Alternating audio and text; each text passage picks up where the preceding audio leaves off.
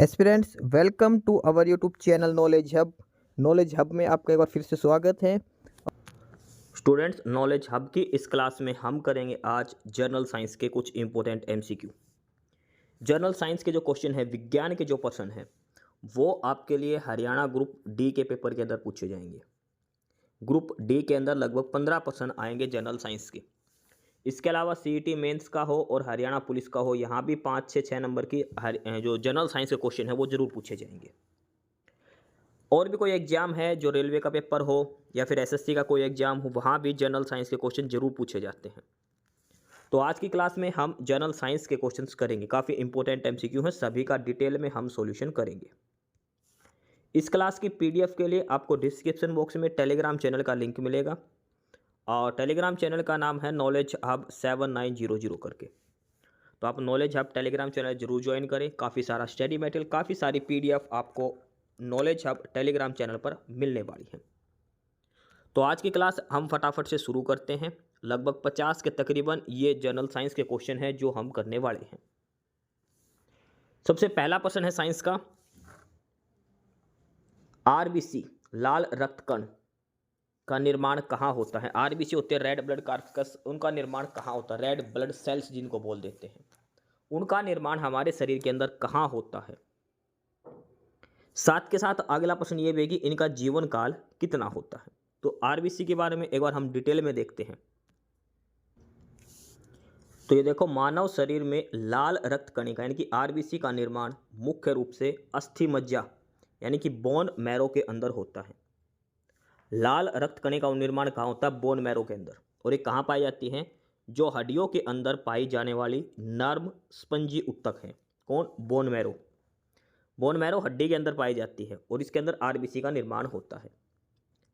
यह प्रक्रिया मुख्य रूप से बड़ी हड्डी के लाल अस्थि मज्जा में लगातार होती है, जिसे एरिथ्रोपोएसिस कहा जाता है।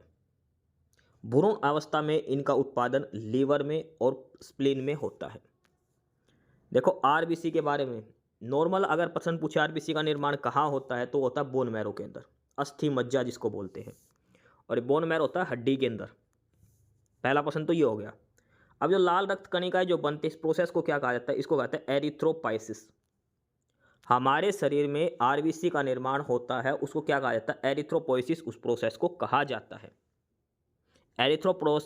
एरिथ्रोपोइसिस प्रोसेस के थ्रू हमारे शरीर में बोन मैरो से आरबीसी का निर्माण होता है। दो बात हो गई। अगला सबसे इंपॉर्टेंट है कि जो भ्रूण होता है, जो बच्चा होता है गर्भ में, उसके अंदर आरबीसी किससे में बनती है। तो उसके अंदर आरबीसी बनती है एक तो लीवर में और एक स्प्लीन यानी कि प्लीहा के अंदर। छोटे बच्चे होते हैं उसमें हड्डी मजबूत नहीं होती, बिल्कुल नाजुक हड्डी होती है। उसमें जो भ्रूण होता है जो पेट के अंदर, वो तो भ्रूण के अंदर जो आरबीसी बनती है, तो भ्रूण के अंदर आरबीसी का निर्माण होता है लीवर में और प्लीहा यानी कि स्प्लीन के अंदर। दो जगह आरबीसी बनती है भ्रूण के अंदर। मोस्ट इंपॉर्टेंट है, प्रश्न कई बार पूछा गया है। भ्रूण के अंदर आरबीसी बनती है लीवर और स्प्लीन यानी कि प्लीहा के अंदर। मानव शरीर में आरबीसी बनने के प्रोसेस को क्या कहा जाता है, एरिथ्रोपोएसिस इसको कहा जाता है। नॉर्मल मनुष्य के शरीर में आरबीसी कहाँ बनती है, अस्थि मज्जा बोन मैरो के अंदर। लेकिन एक भ्रूण के अंदर कहाँ बनती है, लीवर और प्लीहा के अंदर, यकृत और प्लीहा के अंदर। ठीक है। मुख्य रूप से हड्डियों के अंदर स्थित लाल अस्थि मज्जा रेड बोन मैरो में आरबीसी बनती है और इस प्रक्रिया को क्या कहा जाता है, एरिथ्रोपोएसिस, इस प्रक्रिया को कहा जाता है। इस पर कंट्रोल किसका होता है, किडनी द्वारा संश्लेषित हार्मोन एरिथ्रोपोएटिन इस उत्पादन को नियंत्रित और उत्तेजित करता है। देखो, ये प्रोसेस है एरिथ्रोपोएसिस और इसको निर्माण कौन सा, इसका जो कंट्रोल करता है सारी चीज़ों को, आरबीसी का कितना बनेगी कितनी नहीं बननी, तो ये कौन सा हार्मोन है, एरिथ्रोपोएटिन।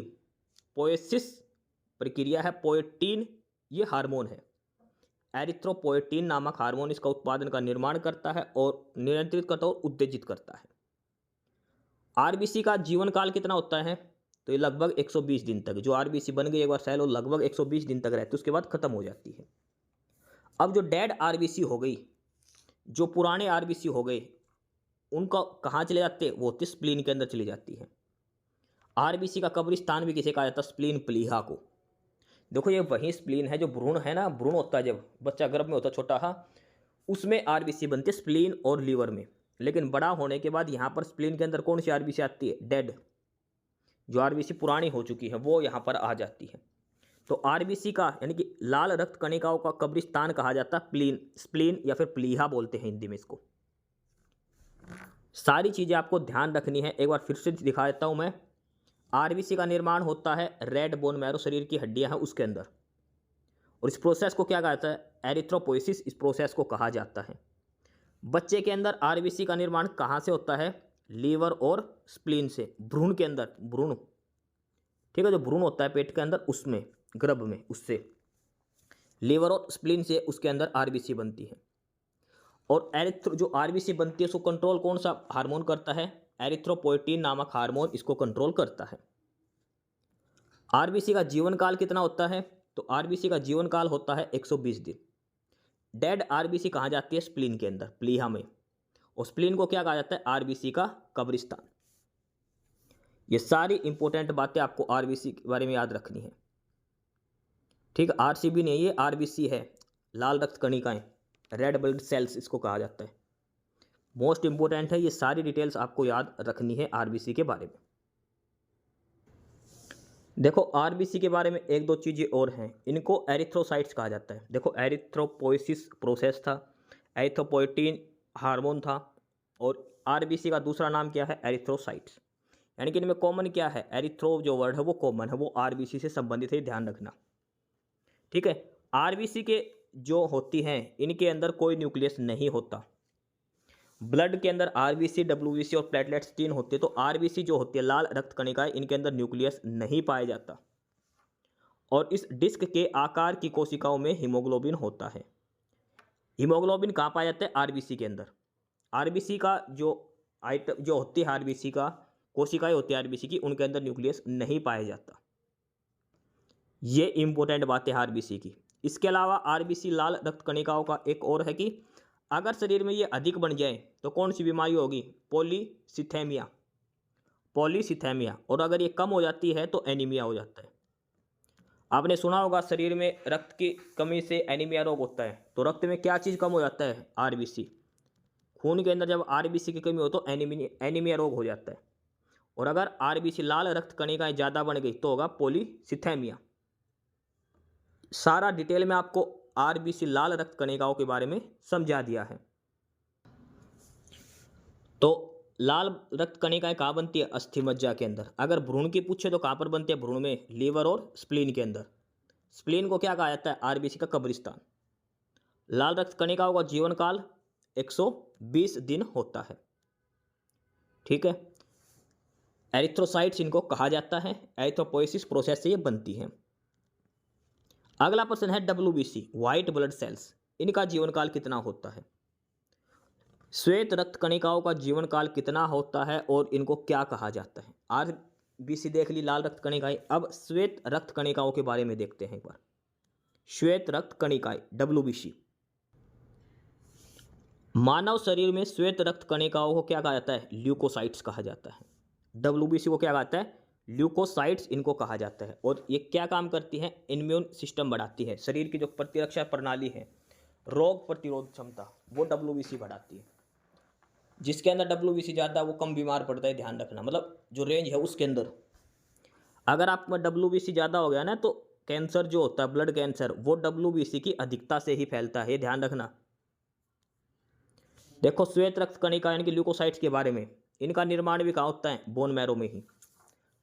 लाल रक्त कणिकाएं कहाँ बनती है? बोन मैरो में। श्वेत रक्त कणिकाएं ये भी बोन मैरो में बनती है। इनका काम क्या है? हानिकारक बैक्टीरिया और संक्रमण से लड़ना। डब्ल्यूबीसी जो है वो 5 प्रकार की होती है: न्यूट्रोफिल्स, लिम्फोसाइट, मोनोसाइट, इयोनोफिल और बेसोफिल्स। ये 5 प्रकार की होती है डब्ल्यूबीसी, ठीक है। यहाँ पर थोड़ा थोड़ा दिखाई दे रखा है, न्यूट्रोफिल, ओइशोनोफिल, बेसोफिल, मोनोसाइट्स, ये सारे 5 प्रकार की पाई जाती है क्या? डब्ल्यूबीसी, ठीक है। न्यूट्रोफिल्स, लिम्फोसाइट्स, मोनोसाइट, इयोसिनोफिल्स और बेसोफिल्स। इनको शरीर का रक्षक या प्रतिरक्षक कोशिकाएं भी कहा जाता है डब्ल्यूबीसी को। डब्ल्यूबीसी का जीवन काल बहुत कम होता है, यानी कि 1 से 3 दिन तक इनका जीवन काल होता है, और इसी कारण अस्थि मज्जा इनका निरंतर निर्माण करती रहती है। श्वेत रक्त कणिकाओं का जीवन काल होता है 1 से 3 दिन। ये भी अस्थि मज्जा के अंदर बनती हैं। इन्हें शरीर का रक्षक कहा जाता है। 5 प्रकार की होती है: न्यूट्रोफिल्स, लिम्फोसाइट, मोनोसाइट, इओनोसोफिल्स और बेसोफिल्स। ये सारी चीज़ें हैं। शरीर को रोग प्रतिरोध क्षमता WBC से मिलता है और WBC का दूसरा नाम क्या है? ल्यूकोसाइट्स इनको कहा जाता है। एक चीज़ ध्यान रखना, ब्लड कैंसर जो होता है, ब्लड कैंसर जो बीमारी है वो WBC की अधिकता से होता है। शरीर में जितना WBC चाहिए उससे ज़्यादा अगर बनने लग गया तो ब्लड कैंसर हो जाता है। तो वाइट ब्लड सेल्स, श्वेत रक्त कणिकाओं का काम होता है 1 से 4 दिन तक का जीवन काल। वो क्या कहा जाता है? ल्यूकोसाइट्स इनको कहा जाता है, श्वेत रक्त कणिकाओं को। लाल रक्त कणिकाओं को क्या कहा जाता है? हमने पढ़ा था एरिथ्रोसाइट्स। एरिथ्रोसाइट्स लाल रक्त कणिकाओं को कहा जाता है। एरिथ्रोपोइसिस प्रोसेस से इनका निर्माण होता है अस्थि मज्जा के अंदर। अगला प्रश्न है, शरीर का ताप नियंत्रण कौन सी ग्लैंड है, किस ग्रंथि से हमारे शरीर का ताप जो नियंत्रित होता है? तो वो ग्लैंड है हाइपोथैलेमस ग्लैंड। Hypothalamus gland. अब इसके बारे में देखते हैं। हाइपोथैलेमस ग्रंथि मस्तिष्क के बिल्कुल आधार में, थैलेमस के ठीक नीचे और पिट्यूटरी ग्रंथि के ऊपर होती है। देखो इधर थैलेमस और पिट्यूटरी ग्रंथि के बीच में है। ऊपर थैलेमस है, नीचे पिट्यूटरी ग्रंथि, इनके बीच में होती है हाइपोथैलेमस। यह मस्तिष्क के मध्य भाग डायनसेफेलॉन के तीसरे निलय, थर्ड वेंट्रिकल के आसपास का क्षेत्र है जो शरीर का तापमान, भूख, प्यास, हार्मोन को संतुलित करता है। देखो हाइपोथैलेमस का काम क्या है? शरीर को हमें भूख लग रही है तो भी हाइपोथैलेमस ग्रंथि से पता चलता है। प्यास के बारे में भी इससे, शरीर का तापमान भी नियंत्रण करता है और हार्मोन बैलेंस जो होता है सारा का सारा हाइपोथैलेमस ग्रंथि, हाइपोथैलेमस ग्लैंड के कारण होता है। पिट्यूटरी ग्रंथि के ऊपर होती है ये, पिट्यूटरी ग्रंथि के ठीक ऊपर और थैलेमस के बिल्कुल नीचे। ठीक है, थैलेमस और पिट्यूटरी ग्रंथि के बीच में है ये, और इसका आकार बादाम के बराबर होता है। देखो छोटी सी बादाम जितना आकार है इसका हाइपोथैलेमस का। पिट्यूटरी ग्रंथि का आकार है मटर के दाने जितना, इसका आकार है मटर के दाने जितना, और इसका हाइपोथैलेमस का आकार है बादाम के बराबर। यह शरीर की होम्योस्टैसिस यानी कि समस्थिति बनाए रखने का मुख्य केंद्र है। ठीक है, यह मस्तिष्क और अंतःस्रावी यानी कि एंडोक्राइन सिस्टम के बीच एक पुल का काम करता है जो पिट्यूटरी ग्रंथि से हार्मोन स्राव को नियंत्रित करता है। तो ये सारी बातें हैं हाइपोथैलेमस ग्लैंड के बारे में। पिट्यूटरी ग्रंथि के ठीक ऊपर और थैलेमस के ठीक नीचे है। हमें भूख लगती है, प्यास लगती है, शरीर का टेम्परेचर, ये सारा कंट्रोल कौन करता है? हाइपोथैलेमस ग्लैंड ये करती है। तो हाइपोथैलेमस ग्लैंड के बारे में ये सारी बातें थी। अब आता है ब्लड के बारे में। मानव का सर्वदाता रक्त समूह कौन सा ब्लड ग्रुप है जो सभी को हम दे सकते हैं, और किस ब्लड ग्रुप वाला सभी से ब्लड ले सकता है? देखो मानव शरीर के अंदर ब्लड होता है 4 प्रकार का, ए बी और ओ। अब plus minus A positive, A negative, B positive, B negative, A B positive, A B negative, O positive, O negative, इस हिसाब से 8 भागों में बट गया RH फैक्टर के आधार पर। नॉर्मली ब्लड ग्रुप 4 ही प्रकार का होता है, ए बी और ओ। तो जो सभी से ब्लड जिसको हम दे सकते हैं वो होता है ए बी पॉजिटिव। जिसका खून ए बी पॉजिटिव है उसको चाहे कोई ब्लड ग्रुप का खून दे दो, ए का positive, A negative, B positive, B negative, O positive, O negative, सारे ब्लड चढ़ेंगे इसके। और ओ नेगेटिव वाला ऐसा है जो सभी को दे सकता है। जिसके पास ओ नेगेटिव ब्लड है वो सभी को दे सकता है, सभी को ब्लड दे सकता है ओ नेगेटिव वाला। लेकिन ओ नेगेटिव और ओ पॉजिटिव को सिर्फ इनका खुद का ही ब्लड चढ़ेगा। जिसका ओ पॉजिटिव ब्लड है उसके अंदर सिर्फ और सिर्फ ओ पॉजिटिव वाला ही ब्लड लगेगा। ठीक है, ए बी पॉजिटिव ऐसा है जिसको सभी का ब्लड चढ़ जाएगा, किसी का भी ब्लड हो। तो यूनिवर्सल एक्सेप्टर है ए बी पॉजिटिव, और यूनिवर्सल डोनर है, दान करने वाला, वो है O negative. A B positive, positive का मतलब प्लस ऐड करना, सभी का ले सकता है। ओ नेगेटिव मतलब देना अपनी तरफ से, ओ नेगेटिव सभी को देता है। अगला प्रश्न है कि ब्लड प्रेशर मापने वाले यंत्र को क्या कहते हैं? जो हम बीपी मापते हैं तो जो हाथ की एक पट्टी से बांधता है डॉक्टर और उससे मापता है तो उसको डिवाइस को क्या कहता है? स्फिग्मोमैनोमीटर। स्फिग्मोमैनोमीटर उसको कहा जाता है ब्लड प्रेशर मापने वाले को। अगला प्रश्न है कि हमारे शरीर में ब्लड बैंक किसे कहते हैं? ब्लड बैंक हमारा शरीर का कौन सा हिस्सा है जिसको ब्लड बैंक कहा जाता है? मानव शरीर का ब्लड बैंक स्प्लीन यानी कि प्लीहा को कहा जाता है। यह पेट में एक अंग है जो आपातकालीन स्थिति के लिए रक्त का भंडारण करता है और पुरानी या खराब आरबीसी को नष्ट करके शरीर को स्वस्थ रखता है।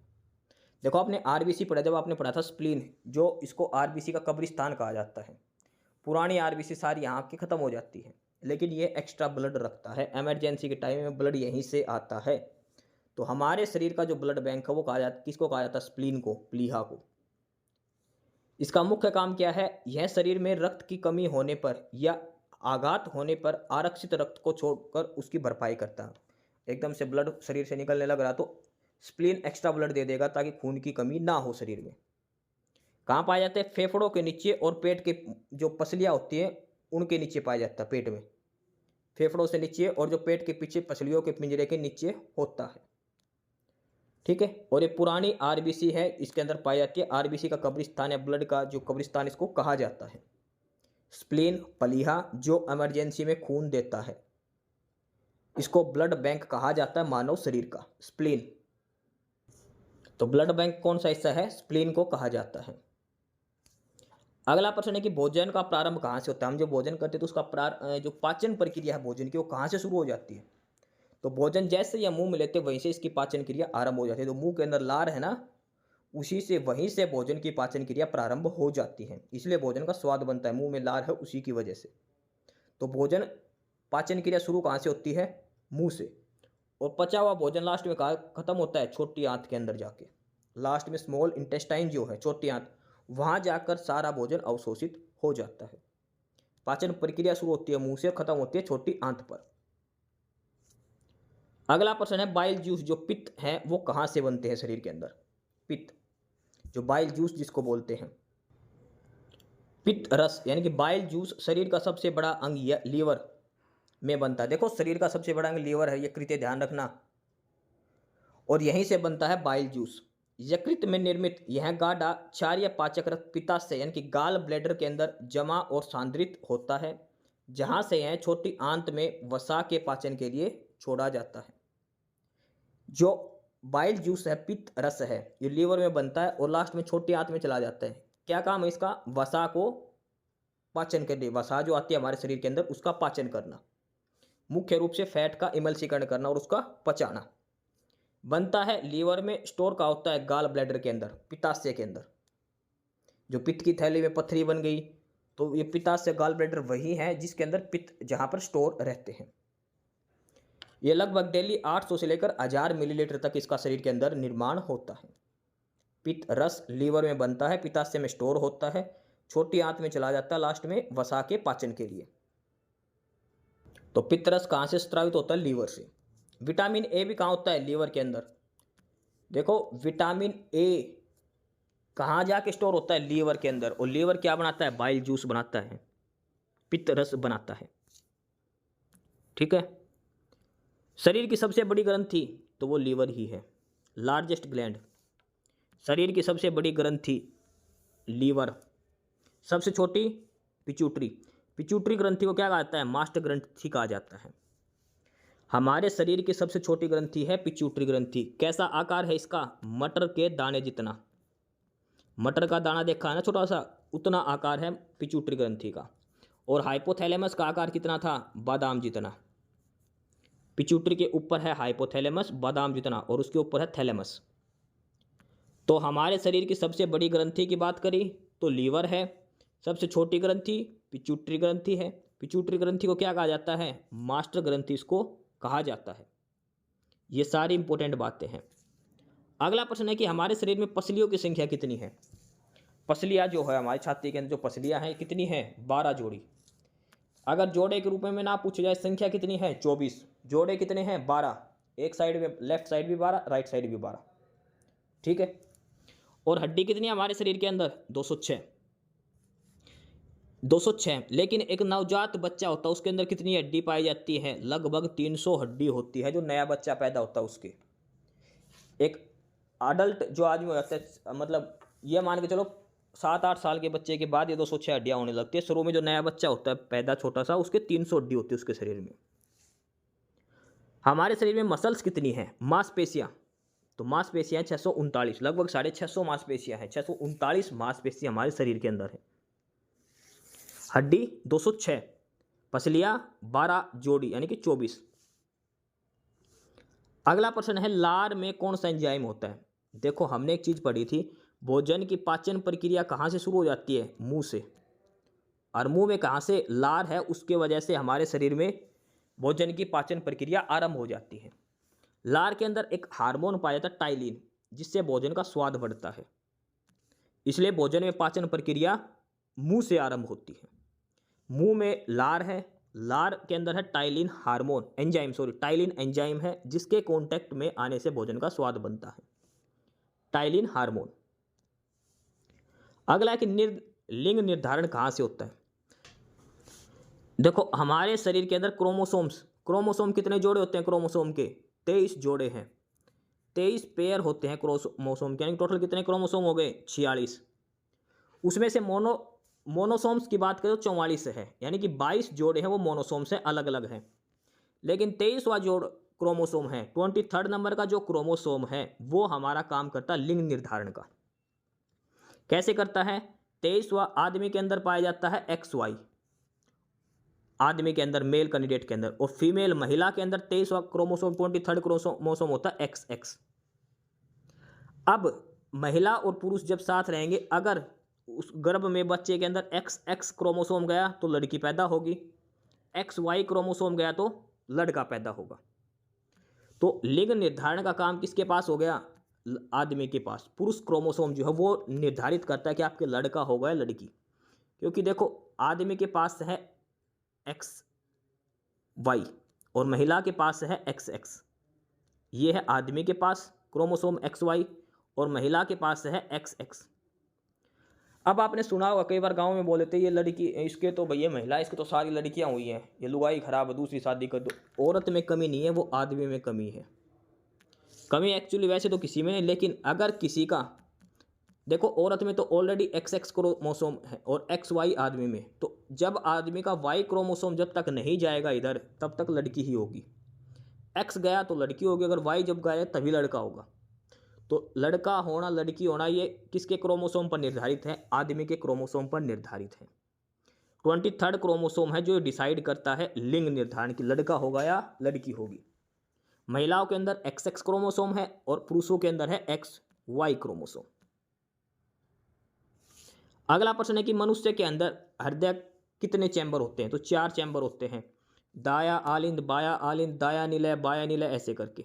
ठीक है, लेफ्ट आर्टिकल और right auricle, left ventricle, right ventricle, ये होते हैं, 4 होते हैं, दाया आलिंद, बाया आलिंद, दाया निलय, बाया निलय। तो मानव शरीर 4 जो हृदय है वो 4 कोष्ठीय हृदय है, 4 हिस्से हमारे शरीर के होते हैं, हृदय के होते हैं, दिल के।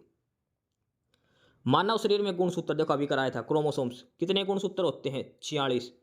अगर पूछे कि कितने जोड़े गुणसूत्र हैं, तो जोड़े कितने होते हैं? इसके 23 जोड़े होते हैं, और 23वां जोड़ा है जो लिंग निर्धारण करता है। टोटल गुणसूत्र कितने हो गए? 46। क्रोमोसोम को हिंदी में गुणसूत्र कहते हैं। तो 23वां गुणसूत्र है वो लिंग निर्धारण करता है। महिलाओं के अंदर XX है और पुरुषों के अंदर XY गुणसूत्र पाया जाता है। हमारे शरीर का सबसे बड़ा अंग, तो सबसे बड़ा अंग क्या है? त्वचा, स्किन। मानव शरीर की सबसे बड़ी कोशिका, तो वो है तंत्रिका तंत्र, ये मोस्ट इंपोर्टेंट है। तंत्रिका तंत्र जो कोशिका है वो हमारे शरीर की सबसे बड़ी सेल है, सबसे बड़ी कोशिका है। अगला प्रश्न है कि हमारे शरीर में अमीनो एसिड की संख्या कितनी है? अमीनो एसिड हमारे शरीर में 22। मानव शरीर में अमीनो एसिड की संख्या है 22। शरीर में प्रतिदिन यूरिन कितना बनता है? हम डेली कितना यूरिन, एवरेज है ये, ऑन एन एवरेज लगभग 1.5 लीटर यूरिन बनता है हमारे शरीर के अंदर डेली, 1.5 लीटर।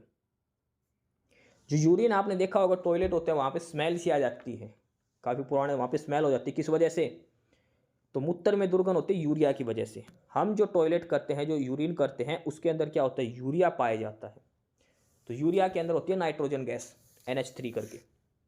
तो जब हम टॉयलेट की सफाई नहीं करते तो वहाँ पे जो दुर्गंध आती है वो इस अमोनिया की वजह से दुर्गंध आनी शुरू हो जाती है, यूरिया के कारण।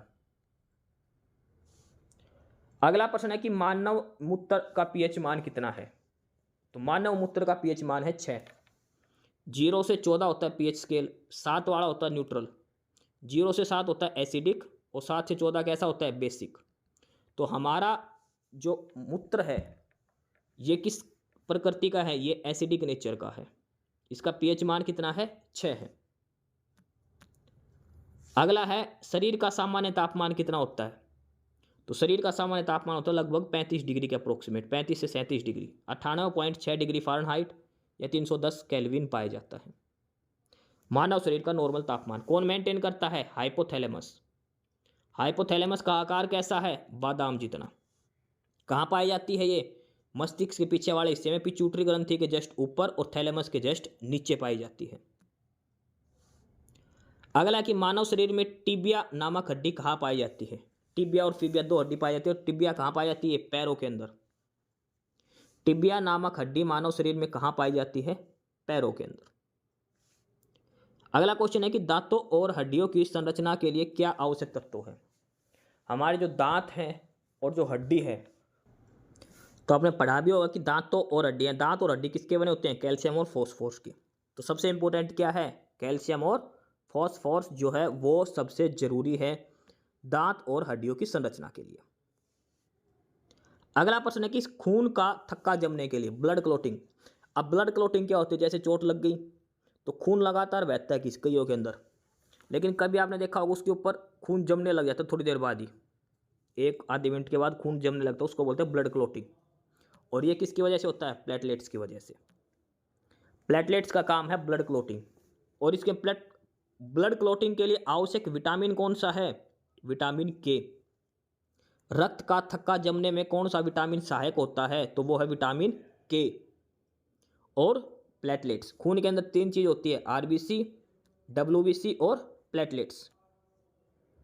तो प्लेटलेट्स का काम है ब्लड का क्लॉटिंग, ब्लड क्लॉटिंग के लिए विटामिन के साथ। अगला प्रश्न है कि मस्तिष्क और सिर के अध्ययन को क्या कहते हैं। जो हमारा मस्तिष्क है उसका और सिर के बारे में, तो उसको बोलते हैं फ्रेनोलॉजी। फ्रेनोलॉजी। हार्ट के बारे में जो पढ़ते हैं उसको क्या बोलते हैं, कार्डियोलॉजी। ठीक है, स्किन वाले को क्या बोलते हैं, डर्मेटोलॉजी। तो फ्रेनोलॉजी होता है मस्तिष्क और सिर का अध्ययन करना। अगला प्रश्न है कि श्वसन के दौरान सर्वाधिक मात्रा में कौन सी गैस अंदर जाती है, तो वो है नाइट्रोजन। देखो वायुमंडल में सबसे ज़्यादा नाइट्रोजन है। ये मत सोचना कि हमने सांस ले लिया तो शुद्ध ऑक्सीजन गई है, शुद्ध ऑक्सीजन है ही नहीं। तो सबसे ज़्यादा नाइट्रोजन जाती है ऑक्सीजन के साथ साथ। जीवित जीवाश्म कौन सा होता है, तो वो होता है साइकस। लिविंग फॉसिल्स जो बोलते हैं जिसको, वो है साइकस। अगला प्रश्न है कि मिनी माता रोग किसके कारण होता है। ये मोस्ट इंपोर्टेंट प्रश्न है, मिनी माता बीमारी। और ये होता है मरकरी की वजह से, Hg। जो हम दूषित पानी पीते हैं, दूषित जल जिसके अंदर मरकरी पाई जाती है, अगर आपने वो पानी पी लिया तो आपको मिनी माता बीमारी हो जाएगी। मिनी माता रोग होने का मुख्य कारण है जल के अंदर मरकरी का उपस्थित होना, पारा जिसको बोलते हैं, मिनी माता बीमारी होती है। अगला प्रश्न है कि ह्यूमन स्किन का अध्ययन करने वाला विज्ञान कौन सा होता है। देखो हमने अभी बताया था डर्माटोलॉजी, और डर्माटोलॉजिस्ट होता है जो अध्ययन करता है इसका। ह्यूमन स्किन का अध्ययन करना वो होता है डर्मेटोलॉजी, और उसका अध्ययन करने वाले को क्या बोलते हैं, डर्मेटोलॉजिस्ट। ये ध्यान रखना है, डर्मेटोलॉजिस्ट। और फ्रेनोलॉजी था मस्तिष्क और सिर के लिए। कीड़ों के अध्ययन करने वाले विज्ञान को क्या कहा जाता है, उसको बोलते हैं एंटोमोलॉजी। कीट जो होते हैं, कीड़े जो होते हैं, उनके बारे में अध्ययन करना, ये क्या होता है, एंटोमोलॉजी कहा जाता है, एंटोमोलॉजी। अगला प्रश्न, बाइल की संख्या। देखो ये फिर क्वेश्चन आएगा, बाइल जूस शरीर में कहाँ बनता है, लीवर के अंदर बनता है। काम क्या है इसका, वसा का पाचन करना छोटी आंत के अंदर। स्टोर कहाँ होता है, ये गाल ब्लैडर के अंदर ये स्टोर किया जाता है, पित्त रस। अगला प्रश्न है कि मानव शरीर में ब्लड बैंक का काम कौन करता है। आरबीसी के बारे में हमने पढ़ा था, उसके बाद ब्लड बैंक का अगला क्वेश्चन था। तो हमारे शरीर में ब्लड बैंक का काम कौन करता है, स्प्लीन, प्लीहा, तिल्ली भी कहा जाता है इसको, प्लीहा भी कहा जाता है। आरबीसी का कब्रिस्तान भी इसको कहा जाता है। इमरजेंसी में ब्लड यहीं से मिलता है, स्प्लीन से। प्लीहा को ब्लड बैंक कहा जाता है। शरीर में हीमोग्लोबिन का क्या काम है। देखो हीमोग्लोबिन कहाँ पाया जाता है, आरबीसी के अंदर। हीमोग्लोबिन कहाँ मिलता है, आरबीसी के अंदर। हीमोग्लोबिन की वजह से ही खून का रंग कैसा होता है, लाल।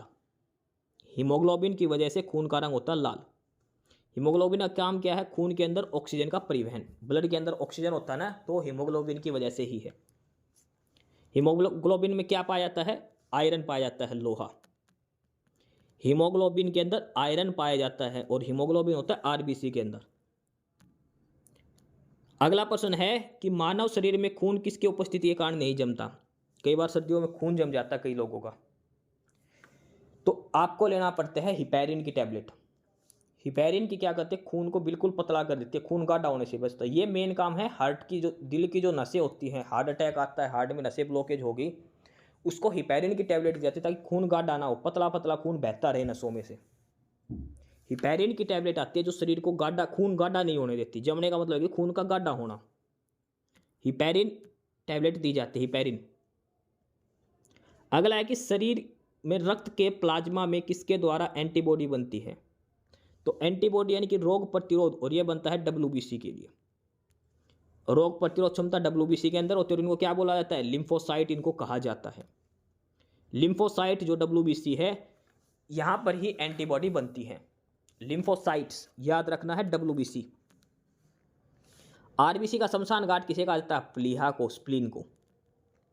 स्प्लीन को क्या कहा जाता है? आरबीसी। आरबीसी का जीवन काल 120 दिन। अगला है कि क्रेब्स साइकिल में किसका संश्लेषण होता है? तो क्रेब्स साइकिल के अंदर होता है पायरुविक एसिड, पायरुविक एसिड का। मानव शरीर में यूरिया का निर्माण कहाँ होता है? लीवर के अंदर। लीवर, हमारे मूत्र में यूरिया ही पाया जाता है। रक्त की अशुद्धियाँ किस अंग में, जो ब्लड है उसके अंदर अशुद्धि पाई जाती है? तो ब्लड फिल्टर कहाँ होता है? फिल्ट्रेशन ऑफ ब्लड हमारे शरीर में कहाँ होता है? किडनी के अंदर। खून की जितना भी दिक्कतें हैं, सारा वो डीऑक्सीजनेटेड ब्लड है, वो किडनी के अंदर जाकर प्योर होता है। ठीक है, अशुद्ध खून शुद्ध होता है किडनी के अंदर। श्वसन की प्रक्रिया कहाँ संपन्न होती है? तो होती है माइटोकॉन्ड्रिया में। सांस लेते हो शुरू कहाँ से होता है? आगे माइटोकॉन्ड्रिया से। तो ये सारे हमारे जनरल साइंस के कुछ इंपॉर्टेंट पर्सन थे। हमने डिटेल में एक्सप्लेनेशन आपको हर पर्सन की करवाई है। हरियाणा ग्रुप डी, सीटी मेंस, या फिर हरियाणा पुलिस, या फिर कोई भी रेलवे का पेपर हो, रेलवे में तो जनरल साइंस खूब आती है, सेम हरियाणा ग्रुप डी में। तो आप चाहे किसी भी पेपर की तैयारी करो, जनरल साइंस के पर्सन आएंगे ही आएंगे। ये काफ़ी मोस्ट इंपॉर्टेंट पर्सन है जो आज की क्लास में करवाए हैं। और इस क्लास की पीडीएफ के लिए आपको डिस्क्रिप्शन बॉक्स में टेलीग्राम चैनल का लिंक मिलेगा, नॉलेज हब 7900।